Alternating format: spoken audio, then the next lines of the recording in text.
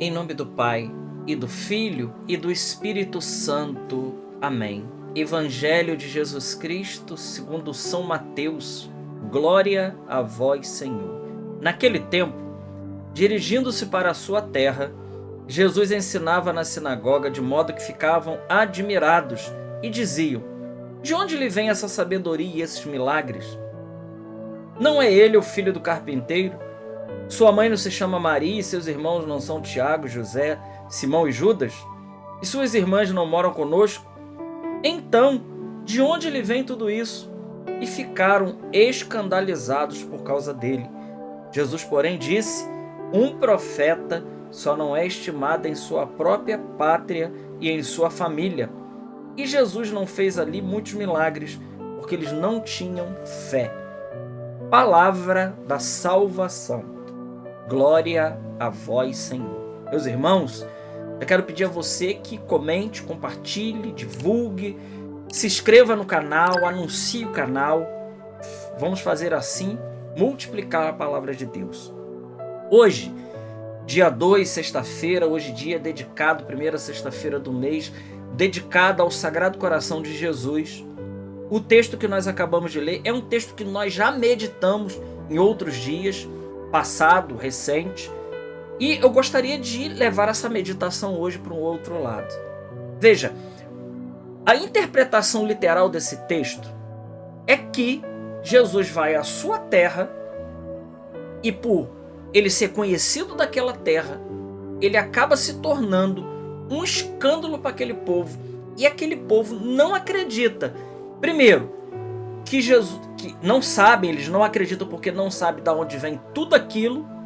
Segundo, porque não acredita que ali, aquele que se criou no meio deles, podia ser o Messias, o enviado, o prometido que estava lá durante todo o Antigo Testamento. Então, olhando para Jesus, eles são incapazes de render o coração e acreditar que ele era o tão sonhado e esperado Messias que o povo esperou durante muitos e muitos anos.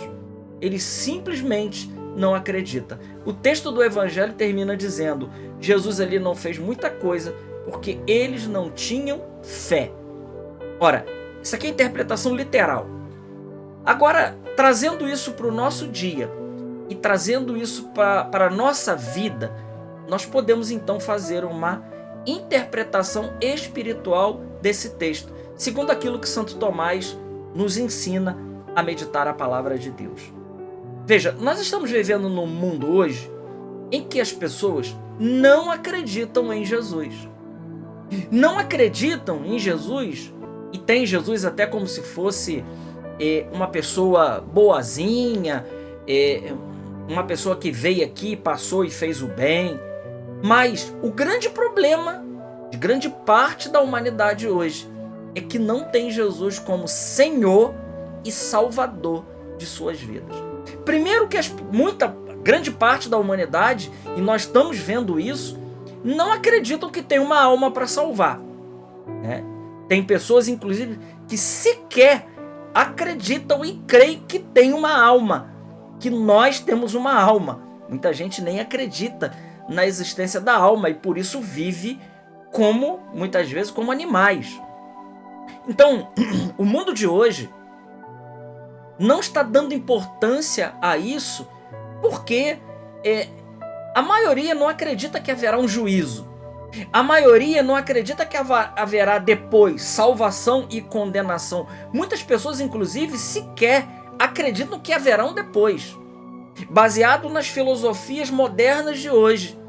Seja da razão pura, seja do niilismo, seja da descrença total, seja do ateísmo prático ou não, de todas as vertentes, de todas as teologias nefastas e das ideologias nefastas que graçam no nosso meio hoje, muitas pessoas sequer se preocupam com isso. Ora, se não há um depois, se não há uma alma para salvar, se não há condenação e salvação depois da vida, então realmente Jesus não serve para nada para gente. Dizem eles, né? Porque então para que nós vamos dar importância a leis? Para que nós vamos dar importância à Sagrada Escritura? E Jesus para grande parte da humanidade de hoje, ele continua sendo um escândalo. Aquilo que Jesus propõe, aquilo que ele coloca como meio de salvação para a nossa vida, para muitos dos dias de hoje, é simplesmente conversa fiada. Aqui está o problema.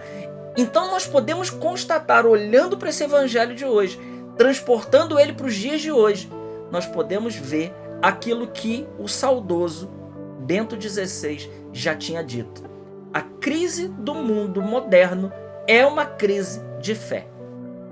É uma crise de fé, não é outra. As pessoas não acreditam mais céu, inferno, juízo particular, juízo final, purgatório, condenação, salvação. As pessoas não acreditam nisso mais. As pessoas vivem a vida como se não houvesse um amanhã, como diria uma música antiga de um autor secular. Vive como se não tivesse amanhã, vive como se só tivesse o hoje. E as consequências das nossas atitudes de hoje refletirão para a nossa eternidade, quer eles acreditem ou não. Essa é a realidade. Então, a proposta de Jesus, uma proposta de santidade, porque a palavra na carta aos Hebreus diz: sem santidade é impossível agradar a Deus. Sem santidade não dá para viver Deus face a face. E nós sabemos, nós cristãos sabemos, cristãos católicos sabemos que a nossa felicidade é Deus, que a nossa felicidade é ver Jesus, que a nossa felicidade é estar com Jesus. Ele é a nossa salvação, inclusive ele é o nosso único salvador, não existe outro que salva, não existe outra possibilidade. Meus irmãos, o que o mundo não sabe hoje é isso, não existe outra possibilidade de salvação para o ser humano senão Jesus. Ele é a nossa alegria, ele é a nossa Páscoa, ele é a manifestação de Deus, ele é o próprio Deus encarnado. E ele continua, ainda hoje, sendo um escândalo para essa humanidade, que eu diria, como ele mesmo disse no Evangelho, essa humanidade perversa e má. Essa geração que nós estamos vivendo nos dias de hoje é uma geração má e perversa, em que destrói todos os valores, querem destruir todos os valores do sagrado e os valores de Deus. Por quê? Porque eles se colocaram no lugar de Deus.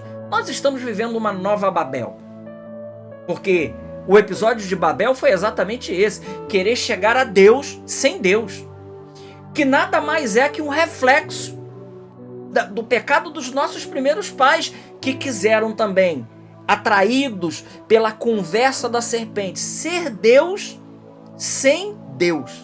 Isso não é possível. Então o homem moderno, o que ele fez? Ele tirou Deus do centro e ele colocou ele. Ao ele fazer isso, nós começamos uma derrocada de ladeira abaixo, e nós estamos vendo todos os dias o ódio contra aquilo que é sagrado. Mas não se enganem, meus queridos, esse ódio é contra Jesus. É Jesus que continua sendo rejeitado nas escolas, nas partições públicas, em todos os lugares. É Jesus que não tem mais espaço com a sua doutrina, com a sua palavra, com a sua lei, com o seu amor. É Jesus que ainda hoje, no nosso meio, em pleno ano de 2024, ele não só é mais rejeitado, mas ele também é ridicularizado. Ele é ridicularizado.